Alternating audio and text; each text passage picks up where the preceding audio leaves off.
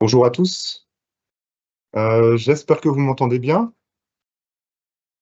Heu, bienvenue dans ce webinaire consacré à la réforme des retraites. Je suis Gilles Crêts, le directeur de la CARSAT, le directeur retraite de la CARSAT, et je vous souhaite, la bienvenue dans ce webinaire consacré aux impacts de la réforme des retraites, qui est rentrée pour, une grande partie de ces textes, en vigueur au 1er septembre 2023. Alors, dans l'audience, vous avez en commun d'être tous, salariés de la sécurité sociale en Alsace-Moselle, que vous travaillez en branche famille, en maladie, dans le recouvrement, en famille ou encore, en MSA. Vous vous posez peut-être des questions pour vous, pour vos proches ou pour les salariés que vous accompagnez, hein, si vous êtes dans les secteurs RH. Et donc c'est pour ça que nous faisons ce webinaire. Et sans plus attendre, je vais laisser, la parole à mes collègues, Amélie et Mathieu, qui vont vous faire la présentation, qui va durer, 3/4 d'heure environ. À vous.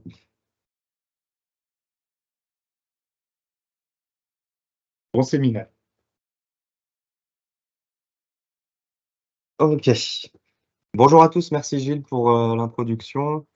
Bienvenue à ce webinaire consacré, Gilles vous le disait, à la réforme des retraites et à ses impacts. Nous sommes ensemble jusqu'à 11h45 pour vous présenter à la fois toutes ces nouveautés apportées par la réforme des retraites. Donc Gilles le disait, cette réforme est entrée en vigueur au 1er septembre 2023, et également pour vous présenter les différents services en ligne de l'assurance retraite sur notre site internet. Vous avez la possibilité de nous poser des questions tout au long de ce webinaire à travers le fil de discussion, le chat. Notre équipe de modérateurs, que nous saluons, vous répondra en direct. Pour des raisons de confidentialité, nous vous demandons de ne pas mentionner dans vos questions des informations personnelles telles que votre nom ou votre numéro de sécurité sociale. Je m'appelle Mathieu Clédy, je travaille au sein du département relations clientèle de la Caisse d'assurance retraite et santé au travail, la CARSAT d'Alsace-Moselle à Strasbourg. C'est moi qui vous parlerai aujourd'hui des modifications de la législation retraite apportées par la réforme. Bonjour à tous, je suis Amélie Schott, je travaille également à la CARSAT Alsace-Moselle avec Mathieu et je vous présenterai les services en ligne de l'assurance retraite. Nous allons, pour commencer, examiner les changements apportés par la réforme sur la prise en compte de la carrière des travailleurs, puis l'on s'intéressera à la mesure phare de la réforme des retraites, à savoir l'évolution des conditions de départ à l'âge légal et d'obtention du taux plein. On parlera ensuite des modifications apportées au dispositif permettant un départ en retraite anticipé, c'est-à-dire avant l'âge légal, avant de vous présenter le service de demande de retraite en ligne. Enfin, nous parlerons des mesures prévues par la réforme pour favoriser l'emploi des seniors et pour l'augmentation du pouvoir d'achat des retraités. La CARSAT Alsace-Moselle est la caisse de retraite de base des travailleurs salariés et indépendants qui résident sur les 3 départements du Bas-Rhin, du Haut-Rhin et de la Moselle. Un travailleur salarié qui perçoit des salaires ou un travailleur indépendant qui obtient des revenus d'activité s'acquitte de cotisations retraite qui lui permettent d'obtenir des droits qu'on appelle trimestres pour la retraite de base auprès de l'assurance retraite, dans la limite de 4 trimestres par an, et il obtient également des points auprès de la retraite complémentaire Agirc-Arrco. La meilleure façon d'obtenir des droits pour sa retraite est donc d'exercer une activité. Il existe cependant des dispositifs permettant la prise en compte des périodes de non-activité pour le calcul de la retraite de base versée par la CARSAT. L'ensemble des droits obtenus auprès des régimes de retraite de base et complémentaires en France sont enregistrés au fur et à mesure de la carrière sur un document appelé le relevé individuel de situation. Ce relevé de carrière multirégime est téléchargeable à n'importe quel âge et dès la première activité sur l'espace personnel de l'assurance retraite en cliquant sur le service Consulter ma carrière. L'assuré retrouve sur ce document la synthèse de ses droits obtenus année par année auprès des régimes de base et complémentaires en France, ainsi que le détail des périodes qui lui ont permis d'obtenir ces droits. Je vous le disais précédemment, certaines périodes de non-activité, comme par exemple le chômage indemnisé par Pôle emploi ou une période d'arrêt maladie indemnisée par la CPAM, permettent aussi d'obtenir des trimestres pris en compte pour la retraite de base versée par l'assurance retraite. La réforme des retraites élargit la prise en compte à de nouvelles périodes. Ainsi, les stages de formation professionnelle continue ou de stages pratiques en entreprise permettent désormais d'obtenir des trimestres à raison d'un trimestre pour 50 jours de stage effectués. C'est notamment le cas pour les TUC, les travaux d'utilité collective. Autre nouveauté, les assurés qui cessent partiellement ou complètement leurs activités professionnelles pour s'occuper d'un proche, enfant, conjoint ou parent, obtiennent depuis la réforme des retraites des trimestres, toujours dans la limite de 4 trimestres par an, en étant affiliés à l'assurance vieillesse des aidants.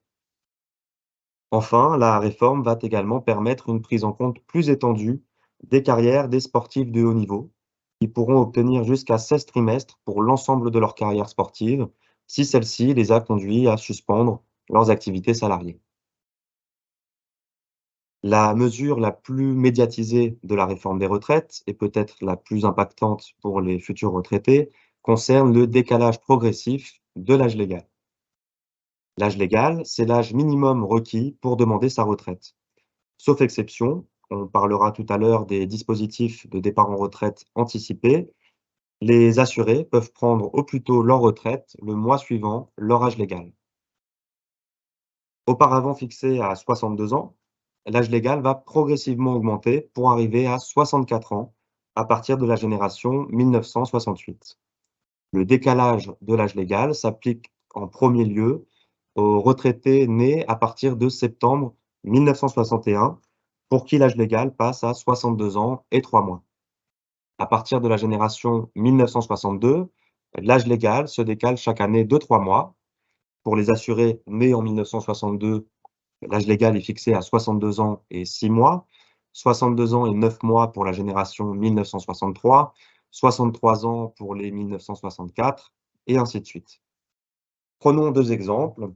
Pour une assurée née en janvier 1964, l'âge légal avant réforme était de 62 ans.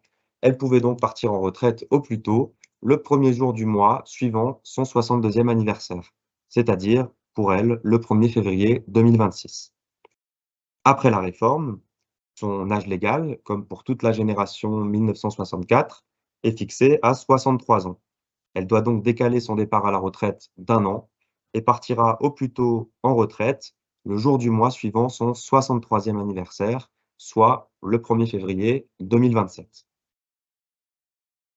Deuxième exemple, un assuré né en juin 1968 voit, lui, son âge légal décalé de 2 ans. Il passe à 64 ans. Il pourra donc partir au plus tôt à la retraite le 1er juillet 2032. Lorsqu'un assuré demande sa retraite, l'assurance retraite applique un taux dans le calcul de la retraite de base qui dépend du nombre de trimestres sur le relevé de situation. Un nombre suffisamment important de trimestres permet d'obtenir un taux plein à 50%, c'est-à-dire le taux maximum, et le calcul le plus avantageux de la retraite. Selon son année de naissance, il faut à l'assuré un nombre plus ou moins important de trimestres validés pour obtenir le taux plein. S'il en a autant ou plus que le nombre requis, il obtient un calcul au taux maximum. S'il n'a pas suffisamment de trimestres, il a tout de même le droit de demander sa retraite à l'âge légal, mais celle-ci sera calculée avec un taux réduit, un taux minoré. Il existe un taux minimum de 37,5%, ce qui correspond à 20 trimestres manquants ou plus, en dessous duquel on ne descend pas dans nos calculs. Si l'assuré demande sa retraite à partir de 67 ans, le taux plein est utilisé d'office dans le calcul, même s'il n'a pas tous les trimestres requis. La réforme a modifié le nombre de trimestres demandés pour l'obtention du taux plein. Il était prévu, avant la réforme, d'arriver progressivement à une condition de 172 trimestres, ce qui correspond à 43 années de cotisation à raison de 4 trimestres par an, à partir de la génération 1973. Ce calendrier est accéléré et c'est désormais dès la génération 1968 qu'il faudra justifier d'au moins 172 trimestres pour obtenir le taux plein. Les générations intermédiaires sont également impactées. Il leur faudra justifier de 1 à 2 trimestres supplémentaires pour un calcul à taux maximum. Prenons l'exemple d'un salarié né en septembre 1961. Avant la réforme, il lui était demandé 168 trimestres pour le taux plein. Depuis la réforme, il doit justifier de 169 trimestres, soit un trimestre supplémentaire. Deuxième exemple, celui d'une assurée née en janvier 1964, à qui l'on demande désormais 171 trimestres contre 169 auparavant, soit 2 trimestres supplémentaires. Pour y voir plus clair et déterminer avec exactitude la date d'obtention du taux plein et de l'âge légal, on vous recommande d'utiliser le service en ligne Obtenir mon âge de départ à la retraite depuis l'espace personnel de l'assuré sur le site l'assurance-retraite.fr.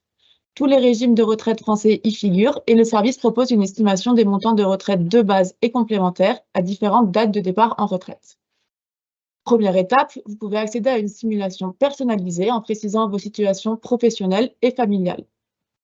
Les renseignements sont ensuite demandés sur la situation professionnelle actuelle et les périodes manquantes sur le relevé de carrière le cas échéant. L'assuré aura ensuite accès à une estimation détaillée et personnalisée de l'ensemble de ses retraites. 3 situations s'affichent de manière automatique sur cette estimation. En premier, une estimation du montant de sa retraite en partant à l'âge légal. Ensuite, une estimation du montant de sa retraite en partant à l'âge auquel il atteindra le taux plein. Et enfin, une estimation du montant de sa retraite en partant à l'âge du taux plein automatique, c'est-à-dire 67 ans. Il pourra ajouter, si nécessaire, d'autres dates de départ pour obtenir les montants correspondants. Il peut également voir le détail de chaque montant pour comprendre quel régime lui verse ses retraites. Ce service en ligne calcule la date de départ en retraite possible en se basant sur la carrière de l'assuré. Ce relevé de carrière n'est actuellement pas tout à fait à jour puisque les trimestres de 2023 ne remontent qu'à partir du deuxième trimestre de l'année 2024. Le décalage progressif de l'âge légal à 64 ans a des conséquences sur les dispositifs de départ anticipé à la retraite dont nous allons parler maintenant. Ces dispositifs permettent, sous certaines conditions, un départ avant l'âge légal. La réforme apporte des modifications à la fois sur l'âge possible de départ en retraite anticipé, mais vient également modifier les conditions prévues par certains dispositifs.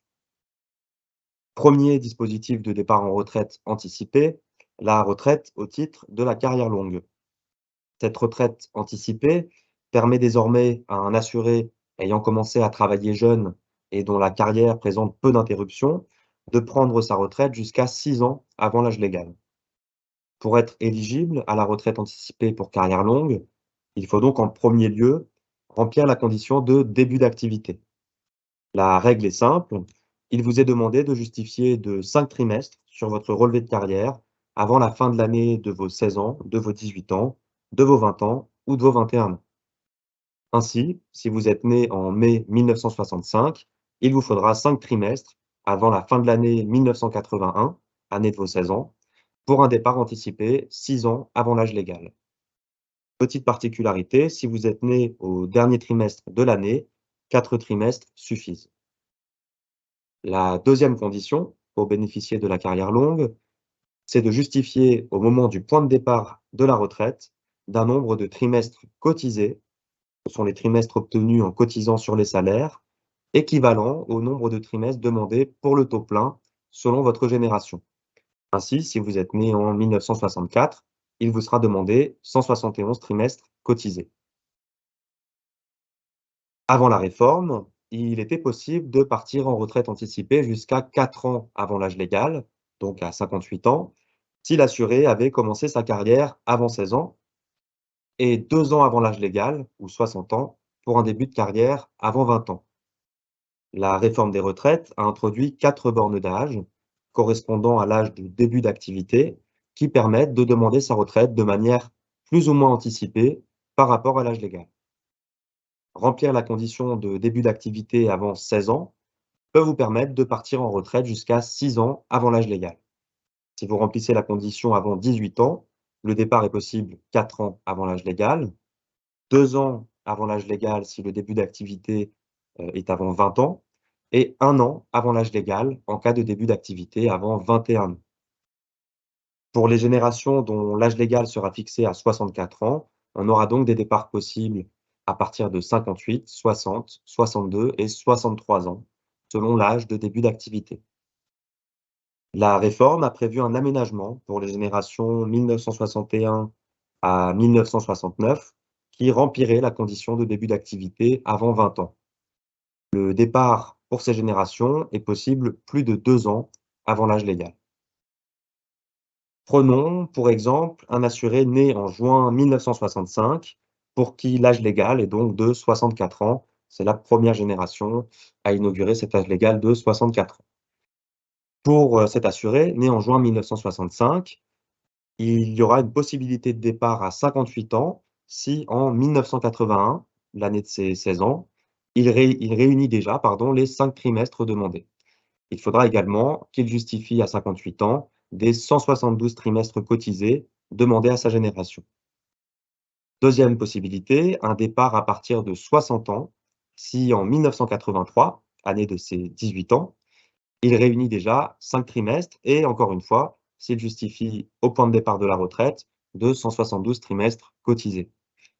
Troisième possibilité, et c'est là que l'aménagement prévu par la réforme pour ces générations entre en compte, s'il réunit les 5 trimestres avant la fin de l'année de ses 20 ans, donc en 1985, et les 172 trimestres cotisés, il pourra partir en retraite à 60 ans et 9 mois, soit 2 ans et 1 trimestre avant l'âge légal. Troisième possibilité, s'il réunit les conditions de début d'activité avant 21 ans, donc avant la fin de l'année 1986, et encore une fois, qu'il justifie des 172 trimestres cotisés, il pourra partir en retraite à partir de 63 ans, 1 an avant l'âge légal. Voilà, je vous le disais précédemment plusieurs fois, pour remplir la condition de carrière longue, il est demandé un certain nombre de trimestres cotisés, c'est-à-dire ceux qu'on obtient en payant des cotisations sur ses revenus d'activité. Lors de l'étude de l'éligibilité au dispositif, l'assurance retraite peut cependant retenir un nombre limité de trimestres dits assimilés qui sont obtenus par la prise en compte des périodes de non-activité. Ainsi, sont retenus pour la carrière longue jusqu'à 4 trimestres obtenus par la prise en compte du service militaire, jusqu'à 4 trimestres de maladie, maternité ou accident du travail, un maximum de 4 trimestres chômage sur l'ensemble de la carrière, jusqu'à 2 trimestres obtenus par un assuré qui percevrait une pension d'invalidité, et l'ensemble des trimestres maternité, reportés sur le relevé de carrière au moment du départ. Enfin, peuvent s'ajouter à ces trimestres jusqu'à 8 trimestres qui proviendraient des points collectés sur un compte professionnel de prévention par les salariés qui exercent un emploi pénible. Nouveauté de la réforme, on peut désormais ajouter à cette liste jusqu'à 4 trimestres obtenus au titre de l'assurance vieillesse des parents au foyer ou au titre de l'assurance vieillesse des aidants. Il est souvent difficile pour un assuré de déterminer avec certitude s'il est éligible ou non à la carrière longue. Le service Obtenir mon âge de départ sur l'assurance-retraite.fr permet de vérifier rapidement son éligibilité pour peu que le relevé de carrière soit à jour et ne comporte pas d'erreur. Si les conditions sont remplies, l'assuré peut télécharger son attestation de départ anticipé 1 an avant la date de départ prévue. Il pourra ensuite demander sa retraite anticipée directement en ligne. Alors, deuxième dispositif de départ en retraite anticipée, la retraite pour inaptitude permet un départ à 62 ans et un calcul à taux plein, même si l'assuré n'a pas tous les trimestres demandés. L'inaptitude au travail est reconnue d'office aux titulaires de l'allocation adulte handicapé, l'AAH, ou aux titulaires d'une pension d'invalidité. Si l'assuré perçoit l'une de ces deux prestations et qu'il n'est plus en activité dans les mois précédant ses 62 ans, il reçoit automatiquement un formulaire de demande de retraite de base à retourner à sa CARSAT. À ses 62 ans, l'allocation adulte handicapé ou la pension d'invalidité ne lui sera plus versée et il commencera à percevoir sa retraite pour inaptitude. Si l'assuré ne perçoit ni l'allocation adulte handicapé, ni la pension d'invalidité, mais s'est vu reconnaître un taux d'incapacité permanente supérieur à 50%, il pourra également bénéficier à sa demande d'une retraite pour inaptitude. Enfin, un assuré peut également être reconnu inapte après examen et sur décision d'une commission médicale. La retraite pour inaptitude était avant la réforme, un dispositif de départ à l'âge légal. Mais en restant maintenu à 62 ans, il est devenu un dispositif de départ anticipé qui permettra à terme un départ 2 ans avant l'âge légal de 64 ans. Troisième dispositif, la retraite anticipée des assurés handicapés permet un départ anticipé à partir de 55 ans. C'est théoriquement le départ à la retraite le plus précoce pour les salariés et les travailleurs indépendants, mais il s'adresse uniquement, ce dispositif, à des assurés ayant travaillé un certain nombre d'années en situation de handicap. La réforme des retraites simplifie l'accès à ce dispositif. Avant la réforme, l'assuré qui souhaitait obtenir cette retraite anticipée devait justifier non seulement d'un nombre de trimestres cotisés en situation de handicap, mais également d'un nombre plus important de trimestres sur l'ensemble de la carrière. Désormais, c'est uniquement la condition de trimestre en situation de handicap qui va déterminer l'éligibilité à ce dispositif. Pour vérifier cette éligibilité, les assurés doivent transmettre dès leurs 54 ans une demande d'attestation de départ anticipé en téléchargeant le formulaire sur l'assurance-retraite.fr. Dernier dispositif de départ anticipé, modifié par la réforme, la retraite pour incapacité permanente. Ce dispositif s'adresse uniquement aux assurés victimes d'un accident de travail ou d'une maladie professionnelle et qui, suite à cet accident ou à cette maladie, se sont vus reconnaître un taux d'incapacité permanente supérieur ou égal à 10%. Avant la réforme, la retraite pour incapacité permanente permettait un départ à 60 ans, soit 2 ans avant l'âge légal de 62 ans. De plus, si leur taux d'incapacité était inférieur à 20%, ils devaient également justifier de 17 années d'exposition à un facteur de pénibilité. Avec le décalage de l'âge légal, ce dispositif est adapté. Le départ à 60 ans reste possible, mais uniquement pour les assurés dont le taux d'incapacité est supérieur à 20%.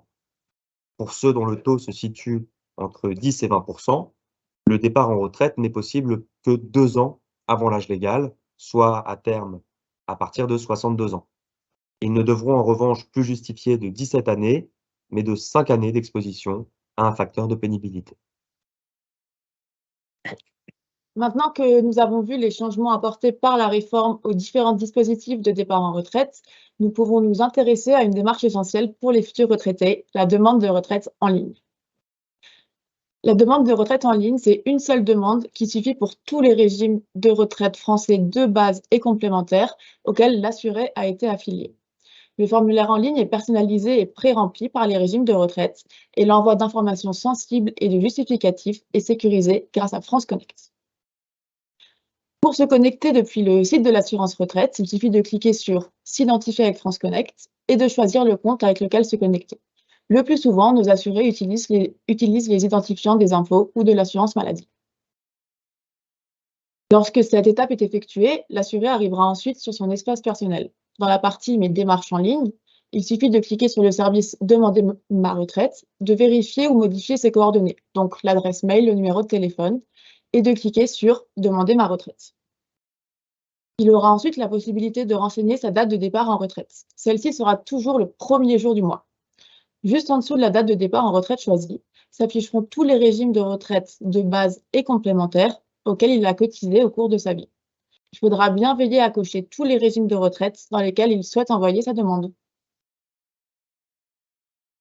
Lorsque cette étape est effectuée, il faudra compléter le formulaire de la demande en 6 grandes étapes. La première étape concerne la situation personnelle de l'assuré, donc le nom, le prénom, la date de naissance et les informations sur le conjoint et les enfants. Nous demanderons ensuite des informations complémentaires sur le départ à la retraite. En étape 3, il faudra renseigner les allocations et prestations que l'assuré perçoit éventuellement.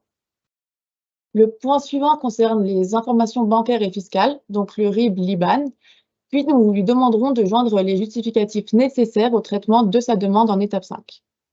Certains justificatifs seront obligatoires. Il s'agit du livret de famille, du RIB et des 2 derniers avis d'imposition. D'autres justificatifs peuvent être demandés en fonction de la situation de la personne. Pour un salarié, par exemple, nous demanderons le bulletin de salaire de l'année en cours. Vous retrouverez en dernière étape le récapitulatif de la demande que l'assuré pourra télécharger une fois l'envoi de sa demande confirmé. La demande de retraite en ligne s'effectue 5 mois à l'avance pour éviter tout retard dans le traitement du dossier. Pour les salariés, il faudra également valider la demande auprès de la complémentaire sur le site www.agir-arco.fr. Lorsque la demande est faite, il est possible de suivre son avancement via son espace personnel et de contacter le technicien retraite en charge du dossier via la messagerie en ligne. Une fois la retraite, des services personnalisés et des attestations de paiement seront disponibles sur son espace personnel. L'assuré pourra également nous contacter pour bénéficier de plans d'aide et de financement pour le bien vieillir.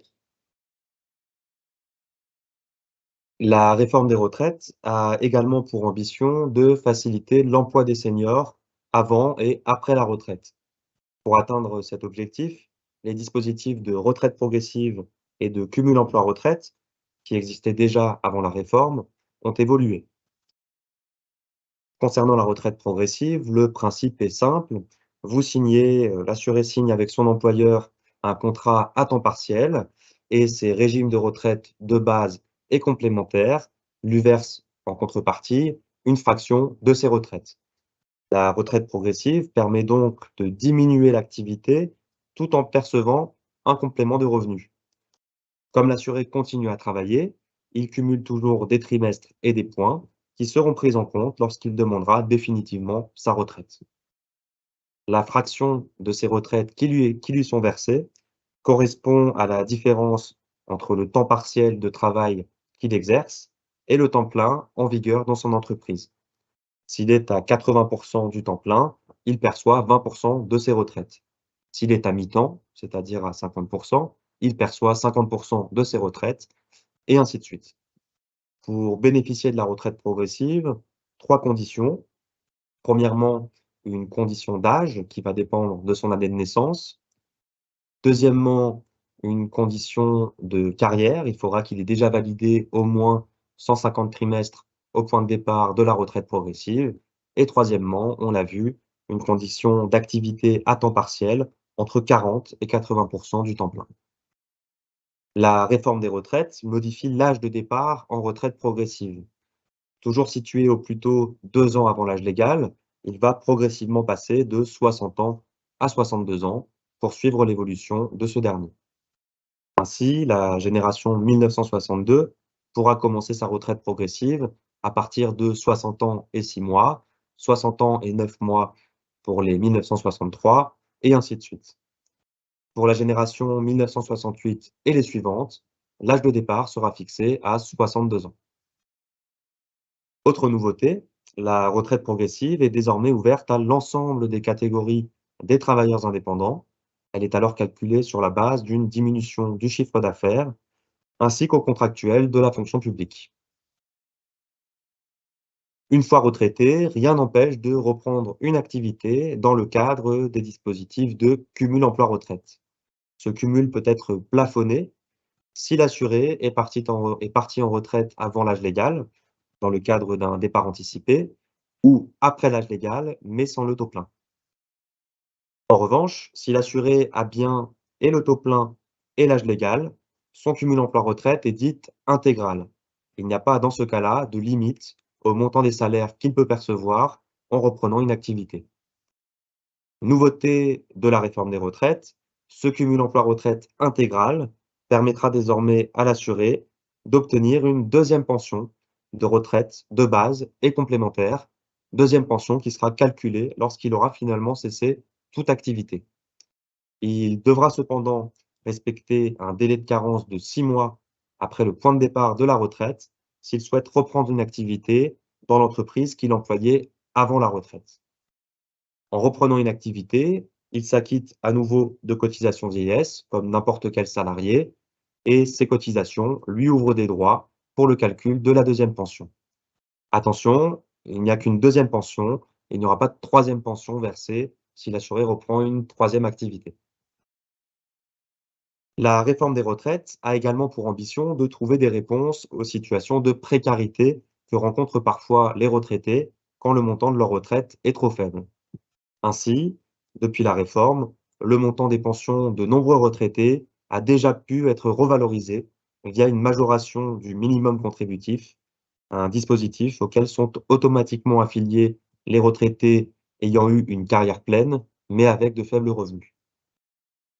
D'autres retraités peuvent, en fonction de leurs ressources, bénéficier du versement de l'allocation de solidarité aux personnes âgées, l'ASPA.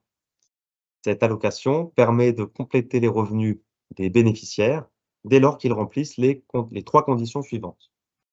Une condition de ressources: les bénéficiaires de l'ASPA doivent justifier de revenus inférieurs à un seuil pour une personne seule ou à un seuil pour un couple qui évolue tous les ans, après avoir obtenu toutes les retraites auxquelles ils pouvaient déjà prétendre.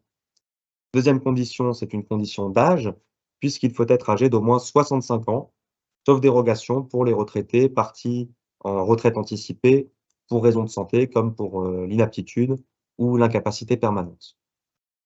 Troisième condition, il faut résider en France au moins 9 mois sur l'année lorsqu'on perçoit l'allocation de solidarité. Une partie des sommes versées au titre de l'allocation de solidarité aux personnes âgées est recouvrée suite au décès du bénéficiaire si l'actif net successoral dépasse un certain montant. Afin de lutter contre le non-recours à cette allocation et afin de l'ouvrir à de plus nombreux retraités, le seuil de recouvrement au décès a été relevé, passant de 39 000 € avant la réforme à 100 000 €.